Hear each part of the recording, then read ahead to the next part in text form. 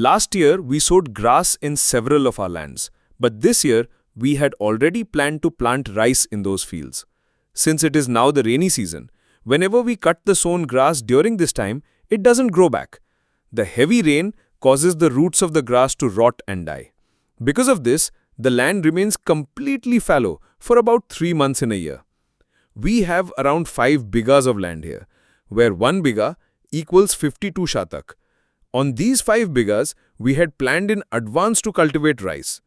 This way, even if grass doesn't grow later, we can still manage the feed shortage for our cattle farm with rice straw. Alhamdulillah. Today we came to one specific land, which is about 18 kathas in total. Here too, grass had been planted earlier, but we cut and removed it a few days ago.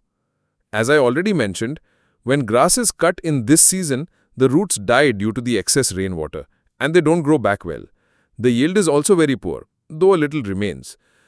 That is why we decided to plant rice here, so the land does not remain unused. Since we came early in the morning, we had to take breakfast here while working.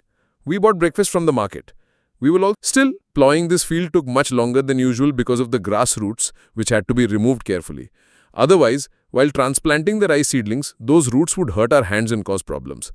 The sky was cloudy, but there wasn't much rain. If it had rained, it would have been easier. Although we used our shallow pump to irrigate, rainwater spreads evenly everywhere. But pump water takes longer and doesn't reach every corner. Alhamdulillah. After a while, we finished plowing. Now the important task was leveling the land with a ladder, moi.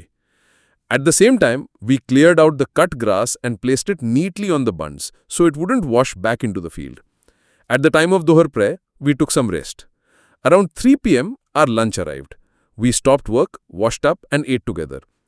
Lunch was plain rice with hilsa fish curry, lentils and pointed gourd. After finishing lunch, we got back to the remaining work. By then, most of the tasks were done. What remained was building up the bunds properly in the higher spots so water could be held evenly in the field. Otherwise, water would flow down to the lower carts and the higher spots would stay dry. We also applied fertilizer, since it hadn't been applied earlier. After the plowing and leveling were finished, Sajib uncle's work was done, so he left, leaving us to complete the bunding and fertilizer application. Alhamdulillah, as we had planned in the morning, we were able to finish everything today. Tomorrow, inshallah, rice will be transplanted here. Please keep us in your prayers. Assalamu alaikum wa rahmatullah.